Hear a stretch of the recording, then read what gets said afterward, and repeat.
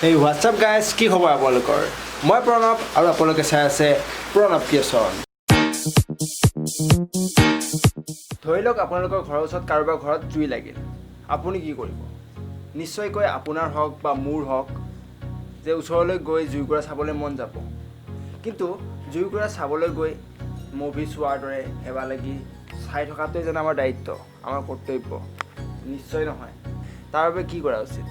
আমি এইটো কৰিব পাৰোঁ যে চিঞৰি ওচৰ পাজৰৰ মানুহবোৰক মাতিব পাৰোঁ যে আহি সকলোৱে সহায় সহযোগ কৰি জুইকুৰা নুমাবলৈ চেষ্টা কৰে। কিন্তু তাতকৈ ভাল কথা হ'ব আপুনি আপোনাৰ মোবাইলটো ওলাই ফায়াৰ ব্ৰিগেডত ফোন কৰক, চাব অতি সোনকালে আহি ফায়াৰ ব্ৰিগেড হাজিৰ। হয়, আজি আমি কথা পাতিম ফায়াৰ ব্ৰিগেডৰ ওপৰত। ফায়াৰ ব্ৰিগেড কোনে কেতিয়া আৰম্ভ কৰিছিল সেই বিষয়ে আজি আপোনালোকে ভিডিঅ'টোত জানিব পাৰিব। আৰু বন্ধুসকল, এতিয়ালৈকে যদি মোৰ চেনেলটি ছাবস্ক্ৰাইব কৰা নাই তেনেহ'লে ছাবস্ক্ৰাইব কৰক আৰু বেল আইকনটো দবাই দিয়ক লেটেষ্ট আপডেট পাবৰ বাবে। তেনেহ'লে পলম নকৰি আহক ভিডিঅ'টো আৰম্ভ কৰোঁ। এই অগ্নি নিৰ্বাপক বাহিনীনো কোনে কেতিয়া প্ৰথম আৰম্ভ কৰিছিল সিও কৌতূহলজনক। অৱশ্যে এই বিষয়ে ভিন্নজনৰ ভিন্ন মত।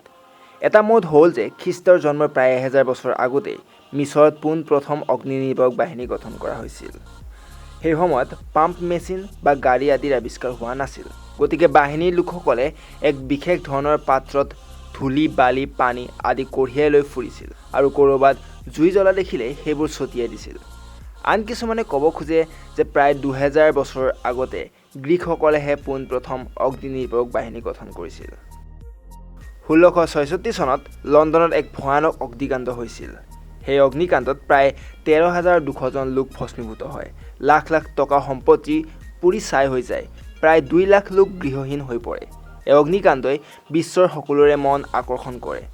তেতিয়াই মেৰিৱেডাৰ নামৰ লণ্ডনৰ এটা সম্ভ্ৰান্ত পৰিয়ালে অগ্নি নিৰ্বাপক বাহিনী এটা গঠন কৰে। 1679 চনত ব্ৰুষ্টন নগৰতো আন এক অগ্নি নিৰ্বাপক বাহিনী গঠন কৰা হয়।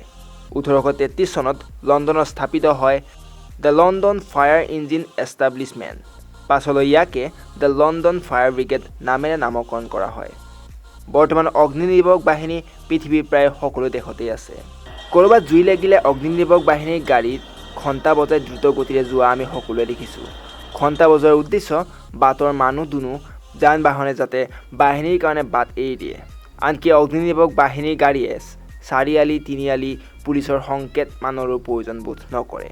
ইয়াৰ উদ্দেশ্য হ'ল ফায়াৰ ব্ৰিগেডখন যাতে সোনকালে ঘটনাস্থলী পাবগৈ পাৰে। ঘৰৰ ভিতৰত জ্বলা সৰু সুৰা জুই নুমাবলৈ অগ্নি নিৰ্বাপক যন্ত্ৰ একোটাও ৰখা হয়। অফিচ চিনেমা ঘৰ কল কাৰখানা আদিৰ সন্মুখত ৰখা ৰঙা ৰঙৰ যন্ত্ৰবোৰ আমি বহুতেই দেখিছোঁ। যন্ত্ৰটোৰ ভিতৰত কাৰ্বন ডাই অক্সাইড উৎপন্ন কৰি জুইৰ ওপৰত ছটিয়াই দিয়া হয়। চ' গাইজ, ভিডিঅ'টো চাই কেনেকুৱা পালে মোক কমেণ্ট বক্সত জনাব। যদি ভাল পালে তেনেহ'লে লাইক কৰিব, লগতে মোৰ চেনেলটো ছাবস্ক্ৰাইব কৰি মোক অকণমান উৎসাহিত কৰিব।